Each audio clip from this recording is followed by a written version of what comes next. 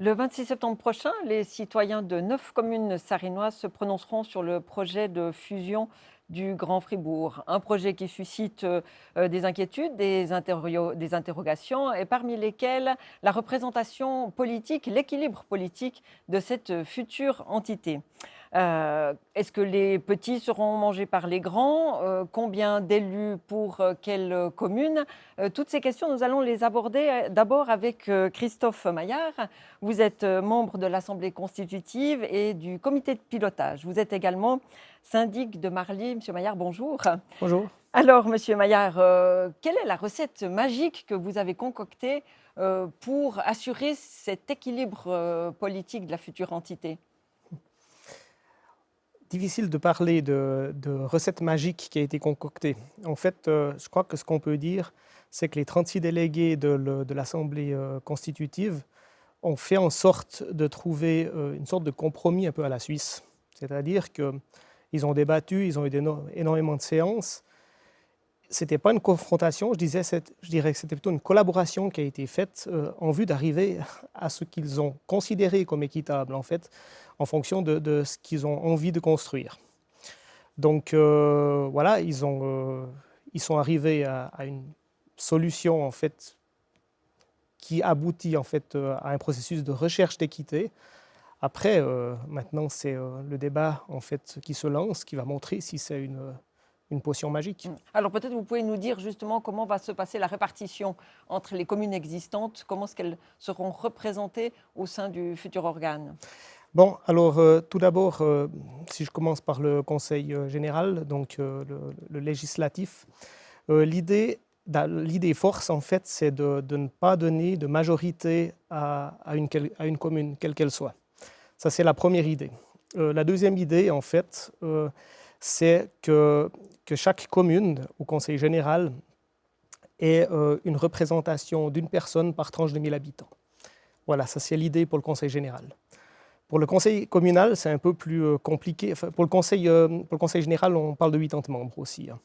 Pour le Conseil communal, c'est un peu plus compliqué parce qu'on parle de 7 membres de l'exécutif qui seront élus à la majoritaire, en fait, avec le régime classique en fait, de demander la proportionnelle. Et dans ce cas-là, l'idée, c'est à nouveau de ne pas donner la majorité à une commune. Donc la commune de Fribourg aurait trois personnes, la commune de Villars-sur-Glâne, une personne, la commune de Marly, une personne. Ensuite, il y a les communes dites de l'Ouest, en fait, 3 communes ensemble qui auraient une personne, et les communes du Nord qui auraient aussi une personne. Dans les communes de l'Ouest, il y a Matran, Avry et Courmain-Boeuf, et dans les communes du Nord, il y a Givisiez, Courmain-Boeuf et Belfaux. Néanmoins, on parle de représentation équitable. Est-ce vraiment équitable? On peut quand même l'assurer, l'affirmer qu'un citoyen d'Avry ou de Cormainboeuf, qui sont dans les petites communes du périmètre, sera moins bien représenté dans la future entité que le citoyen de la ville de Fribourg. Comme je l'ai dit, c'est un compromis qui a été recherché. Après, de quel point de vue doit-on partir? Est-ce qu'on doit partir de l'idée qu'à partir du moment où la commune est fusionnée, elle n'est qu'une commune, et puis que finalement chaque personne élue réfléchit pour l'ensemble de la commune, comme ça se fait dans une commune normale en fait? Ou alors est-ce qu'on part de l'idée que finalement quand même elle est fusionnée, puis que la population de ces communes a décidé de fusionner, on est encore quelque part dans une logique de confrontation, où on se dit mais finalement il faut absolument qu'on soit représenté, parce qu'on doit finalement défendre notre bout de terrain et finalement pas le reste de la commune pour lequel on a aussi été, on est aussi élu. Mais pour rassurer le citoyen, je reprends l'exemple du citoyen de Cormainboeuf ou celui d'Avry, qui sont dans les plus petites communes, pour le rassurer au départ, pourquoi n'avoir pas imaginé une solution pour une phase transitoire d'un élu au conseil communal pour une commune? Alors, sauf erreur, cette solution a été examinée, et un des motifs pour lesquels ça a été rejeté, je ne peux pas tous vous les donner, mais à ma connaissance, c'est parce que ça donnait là aussi peut-être un petit peu trop de poids sous l'angle de la population à une petite commune par rapport à la grande commune de Fribourg. Voilà. Merci, Monsieur Maillard. La fusion du Grand Fribourg suscite des interrogations, des inquiétudes aussi. Avant le vote du 26 septembre prochain, nous allons aborder la thématique de la représentation politique. Comment les communes du périmètre seront-elles représentées dans la future entité? Pour en débattre, j'accueille Erika Schneider et Benoît Piller. Erika Schneider, vous êtes députée, ancienne syndic de Villars-sur-Glâne, mais aussi coprésidente de l'association contre la fusion. Monsieur Piller, vous êtes également député, vous avez été syndic d'Avry et vous allez piloter la campagne en faveur de cette fusion. Alors, parole à Madame Schneider. On sait qu'une formule magique a été concoctée par le comité de pilotage et l'Assemblée constitutive. Est-ce que pour vous, on a trouvé la bonne solution? Non, on n'a Et pas pourquoi? trouvé. Parce qu'on a peut-être trouvé une formule plus ou moins mathématique, mais ça n'est pas une formule équitable. En tout cas, dans la première législature, qui est quand même une législature de très grande importance, puisqu'il s'agira d'asseoir les bases de la nouvelle commune, il aurait été nettement préférable que l'ensemble des communes soient représentées, en tout cas à l'exécutif, et qu'il y ait un équilibre un peu plus significatif au sein du législatif. Parce que si on prend le cas de figure, donc c'est vrai que la commune de Fribourg, avec un représentant, a un poids très nettement inférieur qu'avec 3 représentants. Mais d'abord, la bonne chose, c'est qu'au moins on n'est pas donné de majorité à une commune, mais seulement c'est une fausse bonne idée parce qu'il suffira que la ville s'allie à l'exécutif à une personne pour détenir le pouvoir absolu et au législatif à 2 personnes pour avoir ce même pouvoir absolu. Donc c'est vraiment, on sent une sorte de mainmise de la ville sur les autres communes. Et puis là, c'est dommageable parce qu'il faut impérativement tenir compte de toutes les spécificités régionales. Si on fusionne dans le but de créer quelque chose et non pas d'avoir cette impression qu'on va nous imposer quelque chose par le haut. Monsieur Piller, vous venez justement d'une des plus petites communes, Avry. Vous n'avez pas peur ou pas l'impression d'être avalé par les plus grandes communes qui pourront aussi effectivement créer facilement une alliance, beaucoup plus facilement qu'Avry, pour faire passer des projets? Non, je ne crois pas. Je crois qu'il faut déjà distinguer 2 choses. On a l'exécutif où là, on a besoin de personnes qui sont performantes. Donc là, qu'elles viennent d'une commune, d'une autre commune, pour moi, ça ne joue pas tellement de rôle. Après, on a le système législatif où là, évidemment, on aura, si mes chiffres sont juste, 40 personnes, en gros, de Fribourg. Donc, et là, c'est important d'avoir ces cercles électoraux et puis d'avoir des représentants, parce que dans le législatif, ça, c'est important. Maintenant, je ne crois pas qu'on est mal représenté si on n'a personne à l'exécutif. Je crois que c'est une fausse idée. Personnellement, j'ai travaillé dans les transports pour l'agglomération. Je venais de la commune d'Avry, mais je n'avais pas l'impression de ne pas représenter les gens de Marly ou de Givisiez. À un moment donné, on travaille tous ensemble et puis on est tous dans le même bateau, enfin dans la même espace de vie. Mais gardons le même exemple avec Avry. Désolé, c'est Oui, votre commune, mais c'est aussi une des plus petites communes du périmètre. Si on la compare avec Fribourg, Fribourg aura 3 conseillers communaux, pourra avoir jusqu'à 40 conseillers généraux. Avry, si mes calculs sont bons, pourrait, dans le pire des cas, se retrouver avec un seul conseiller général. Voilà, ou même 0, si on a un cercle électoral avec Corminboeuf et puis avec Matran. Mais pour moi, ce n'est pas important. Il y a encore les partis politiques qui vont jouer un rôle. Et puis ça, ce sera aussi important d'avoir un bon équilibrage au niveau des partis politiques. Quand on parle d'alliances, de faire des alliances, c'est vrai qu'il faudra que déjà toute la délégation de Fribourg soit unie. Et puis là, je crois que ce sera très difficile, vu le nombre de partis politiques en présence, pour vraiment faire basculer d'un côté ou d'un autre. Madame Schneider, justement, ces alliances, on est déjà dans la stratégie, là, on sent que vous vous préparez. Villars-sur-Glâne aussi peut faire des alliances, il n'y a pas que Fribourg qui peut faire des alliances. Villars-sur-Glâne qui sera quand même bien doté avec au moins un conseiller communal et une dizaine de conseillers généraux, si mes calculs sont bons. Oui, mais n'oubliez pas que Villars-sur-Glâne est la 2e commune la plus grosse de toute cette nouvelle commune. Et puis, elle n'a qu'une seule représentativité au conseil communal, à l'instar de toutes les autres. Donc, bien dotée, c'est un bien grand mot. Ensuite, les alliances, bien sûr qu'on parle d'alliances, mais n'oubliez pas qu'on est dans un système démocratique, Dieu merci, mais c'est un système d'élection. Alors, rien ne vous dit que malgré toutes les alliances que vous faites, vous arriverez à avoir des alliances équilibrées.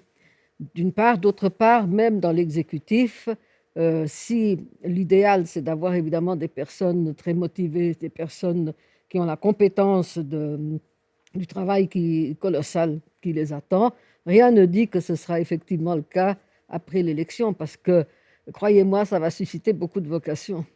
Vous n'aimeriez pas être la syndic de cette future commune du Grand Fribourg? Non, madame, je suis à la retraite et je tiens à y rester.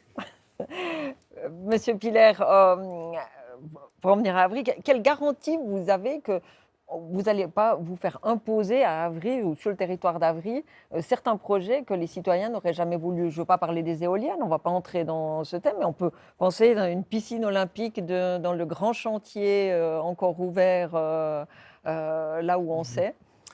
Vous savez, aujourd'hui, la marge de manœuvre des communes est quand même limitée. On a des dépenses liées qui représentent la moitié du budget. Donc après, la marge de manœuvre est de toute façon limitée. Et puis aujourd'hui, quand on veut réaliser un grand projet, on doit faire une association de communes. Donc la représentativité, peut-être demain pour l'aménagement du territoire, elle sera au sein de l'ARS, qui est une association de communes. Et puis là, on perd un échelon démocratique, puisque les associations de communes sont nommés par les conseils communaux. Donc, c'est vraiment une démocratie à deux étages. Donc, je n'ai pas l'impression que le citoyen d'Avry aura moins à dire si la piscine doit être faite à travers l'ARS ou à travers la grande fusion, la nouvelle fusion qui aura lieu. Parce que dans une association de communes, comme j'ai dit, c'est à deux étages, tandis que dans le conseil général, on va pouvoir voter pour les gens qui vont nous représenter. C'est le citoyen, la citoyenne d'Avry qui va voter pour son délégué. Ça, c'est une différence importante. Une des nouveautés de ce projet, c'est la création d'associations locales ou d'associations de quartier. C'est aussi important d'en parler puisque ça a été conçu justement pour jouer les relais entre citoyens et les autorités de la future commune. Madame Schneider, est-ce que ce n'est pas une bonne idée pour faire vivre un petit peu les quartiers, les localités et amener cette proximité, maintenir cette proximité? C'est bien la preuve que c'est une perte de proximité, puisqu'on fait une tellement grande commune qu'il n'y a plus ce rapport direct avec le citoyen. On est obligé de passer par des associations de quartier. Et puis, en ce qui concerne les associations de quartier telles qu'elles sont conçues, ce sera surtout des boîtes à idées, avec un fonctionnement assez lourd finalement, puisque c'est des gens qui seront élus, désignés, qui ont un secrétariat, etc., avec une infrastructure adéquate. Et puis, rien ne dit que ce qui sortira de l'association de quartier sera automatiquement pris en compte par le conseil communal, voire le conseil général. Il ne faut pas oublier que si vous avez une association de quartier comme un quartier comme le Schönberg, qui est en lui tout seul un énorme quartier, qui aura beaucoup plus de poids sans doute qu'une association de quartier d'Avry-Matran ou de Villars avec un bout de Beaumont ou que sais-je. À mon avis, c'est un alibi. Donc, ces associations de quartier coûteront très cher pour finalement pas grand-chose. Monsieur Piller, donnez-nous un exemple de ce que pourrait amener une association de quartier qui n'existe pas encore, parce qu'il y en a en ville de Fribourg notamment. Justement, il y en a en ville de Fribourg. Donc, pour les habitants de la ville, ça ne va pas changer grand-chose. Je crois que l'association de quartier de Beaumont ou de Schönberg, pour eux, ça ne va pas changer grand-chose. Pour les communes comme Corminboeuf, par exemple, qui n'a pas de conseil général, les gens ils vont à l'assemblée communale et ils lèvent la main pour demander une zone 30, pour demander un accueil extrascolaire ou des idées de ce genre. Demain, ils lèveront la main dans l'association de quartier, c'est-à-dire ils utiliseront ces relais, comme aujourd'hui font les quartiers de la ville de Fribourg, ces relais pour demander des choses au lieu de passer dans une assemblée communale. Vous savez, en assemblée communale... Oui, peut-être, mais à la différence près que dans une assemblée communale, la voix des citoyens, elle compte, tandis que dans une assemblée de quartier, on sait qu'il n'y a pas un vrai pouvoir institutionnalisé. Bon, disons, l'assemblée de quartier fera le relais de l'idée. Je veux dire, aujourd'hui, en assemblée communale, qu'un citoyen se lève pour demander une piscine olympique, je crois que sa voix, je ne sais pas si elle comptera plus que s'il y a toute une association de quartier, comme le quartier d'Avry, par exemple, qui lui demanderait d'enfin construire sur ce centre commercial, dans ces terrains vagues qui commencent à peser. Mais quel sera le vrai pouvoir d'une association Ce de sera un quartier. pouvoir de relais pour moi, Oui. important, vers le conseil communal, vers le conseil général aussi. Et puis, ça renforcera cet esprit de village qui aujourd'hui se perd un petit peu. Moi, je prends l'exemple à Avry, on a 16 sociétés locales.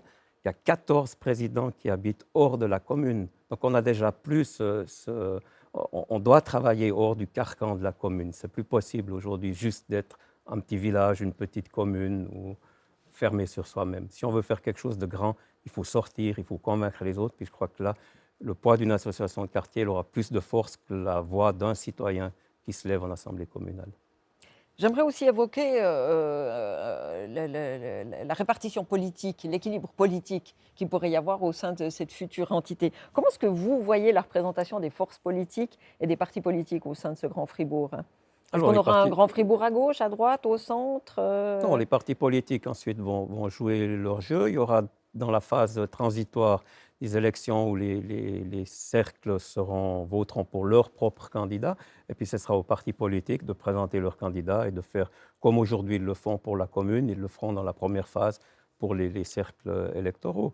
Pour la suite, moi je préférerais garder la représentativité comme on l'a au Grand Conseil, par différents cercles pour assurer quand même une représentativité. J'ai bien dit pour le conseil général, mais pas pour le conseil communal, où là, on doit avoir vraiment des exécutifs qui sont performants, puis ce sera aussi des gens qui travailleront à plein temps, des professionnels. Et Madame Schneider, comment est-ce que vous voyez le visage politique de cette future Grand Fribourg? Est-ce que, à gauche, à droite? Alors, si l'on regarde un peu comment ça s'est passé ces dernières années, ces dernières législatures, on voit que les villes sont plutôt à gauche. Mais ici, ça va être très difficile de dire, surtout si on a des élections dans un cercle avec une seule personne. Quand vous avez quand vous avez 7 personnes à élire ou 9 personnes à élire, vous avez plus de possibilités de moduler, tandis qu'une personne, ça sera certainement une personnalité qui surgira. Alors, dans les personnalités, vous avez un peu de tout. Vous avez des personnalités de gauche, vous avez des personnalités de droite, mais vous avez aussi des personnalités qui viennent de milieux culturels, associatifs, etc. Donc, on ne sait pas si elles sont à gauche ou à droite. Donc, ça va être très difficile de le dire. On sait que les villes ont un peu tendance à voter toujours plus à gauche. Ce n'est pas pour vous déplaire. Non, non, bien sûr que non. Mais ce n'est pas non plus une vérité absolue. Voyez-vous, là, on est dans quelque chose de tellement nouveau, avec une commune quand même d'importance assez capitale, même si, a priori, le fait d'avoir un nombre d'habitants quand même très important, puisque ce sera la 3e ville de Suisse romande, on ne peut pas préjuger finalement de son visage politique, parce qu'il y a beaucoup trop d'inconnus. Monsieur Piller, est-ce que vous attendez aujourd'hui des partis politiques qui s'engagent, ou en tout cas qui annoncent clairement leur couleur pour, contre la fusion, ou en tout cas qui en fassent aussi un thème de campagne cet automne? Oui, je crois que c'est vraiment le rôle des partis politiques, puisque c'est eux qui s'occupent déjà d'écrire les lois au Grand Conseil, et puis ensuite de s'occuper des structures régionales et cantonales. Donc je pense que les partis politiques doivent se positionner sur cette fusion, ça c'est clair. Oui. Les partis politiques ont été très timides jusqu'à ce jour sur la question. Disons, il ne faut pas oublier quand même que le Grand Conseil a voté la loi sur les fusions, sur l'encouragement des fusions, et puis que la fusion du Grand Fribourg, ça aussi a été une émanation du Grand Conseil, qui n'est pas venu du Conseil d'État, mais du Grand Conseil, respectivement du Parti socialiste. Il y a justement la question de ces cercles qui est assez complexe finalement. Est-ce que vous regrettez qu'un citoyen de Villars-sur-Glâne ne puisse pas voter pour un candidat de la ville de Fribourg? Finalement, dès le moment où on veut faire une entité globale, pourquoi cette distinction elle est justifiée? Pour vous, ce découpage des cercles vous paraît correct? Bon, alors, il y a quand même 2 étapes. Il y a d'abord l'étape de la constitution de la première législature, qui est une chose. Et puis là, évidemment, les cercles sont absolument nécessaires.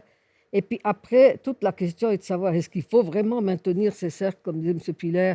Alors évidemment, l'avantage, c'est qu'on garantit, en tout cas pas au niveau de l'exécutif, on l'a vu, mais au niveau du législatif, on garantit quand même une certaine représentativité de toutes les communes. Sans ces cercles, évidemment, un citoyen de Villars pourra voter pour un citoyen d'Avry, etc., mais pas du tout pour des citoyens de sa propre commune. Alors ça, à mon avis, c'est quelque chose qui doit se faire par étapes. Et je peux parfaitement concevoir que dans la deuxième législature, on maintienne encore ces cercles parce que justement, il s'agira d'assimiler un peu la nouveauté. 5 ans, c'est pas beaucoup. C'est d'autant plus que là, on arrive avec une convention de fusion qui est brute de coffrage. Et puis ensuite, il faudra affiner un tas de détails. Il y a toute une série d'éléments qui ne seront pas pris en compte dans cette convention de fusion qu'il faudra mettre en place. Notamment, il y a les CO, il y a le social, il y a les conventions ou les associations de communes dans lesquelles sont les unes mais pas les autres. Enfin, il y a un tas de choses à faire. Alors, dans un deuxième temps, je peux imaginer aussi qu'il y a cette élection par cercle, mais après, une fois qu'on a une seule commune, donc ça veut dire dans un espace de 10 à 15 ans, là, il faut faire gicler ces cercles électoraux parce qu'à ce moment-là, la fusion n'aurait aucun sens. Un point sur lequel vous êtes d'accord, me semble-t-il. Oui, et peut-être le délai, on n'est peut-être pas tout à fait d'accord. Moi, je pense que même pour le conseil communal, il ne faut pas qu'il y ait cette représentativité au-delà de la première législature. Après, pour le conseil général, c'est difficile. À l'agglomération, on avait mis un système un petit peu différent pour la représentativité. Et puis, il me semble que ça fonctionne. Donc, on pourrait garder aussi ces cercles électoraux peut-être un peu plus longtemps pour, encore une fois, le législatif. Vous savez, quand on doit remplir à Fribourgville 80 personnes sur une liste, c'est aussi compliqué de voter. Si on a des cercles plus petits, ce n'est pas dommageable. Très bien. On le sait, les partis politiques et aussi les communes ont toujours plus de peine à renouveler le personnel politique. Est-ce que ce projet de Grand Fribourg n'est-ce pas un moyen de résoudre aussi cette problématique? Alors, vous parlez peut-être des petites communes, parce que les grandes communes n'ont jamais eu de difficultés, sauf peut-être pour le législatif. Mais pour l'exécutif, il y a toujours eu suffisamment de monde intéressé. Le problème, c'est que c'est vrai que 80 candidats, il faut les trouver, c'est pas évident. Maintenant, évidemment, plus vous avez de monde, plus ce sera facile. Mais à mon avis, je crois qu'au niveau du législatif, il y a un certain désintérêt pour cette fonction.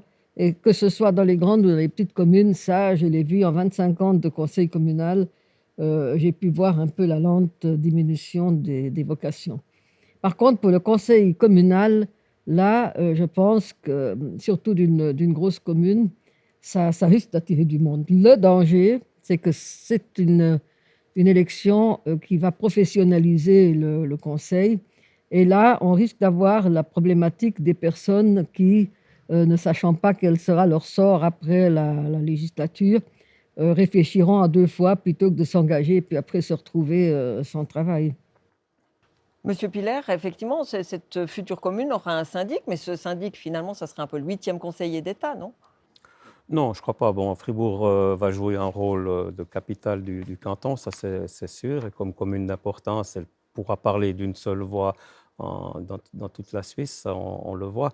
Maintenant, la représentation politique, je crois que même dans les petites communes, ça n'a pas tellement diminué. Moi, si je parle pour Avry, où on a un conseil général de 30 personnes, on avait plus d'une centaine de candidats, donc sur plusieurs listes. Je crois que là, vraiment, il y a de l'intérêt quand même qui est visible. Pour le conseil communal, c'est clair qu'il faudra passer au stade professionnel, mais je crois qu'aujourd'hui, il y a des gens qui s'engagent pour être conseillers d'État, ils doivent faire la même réflexion.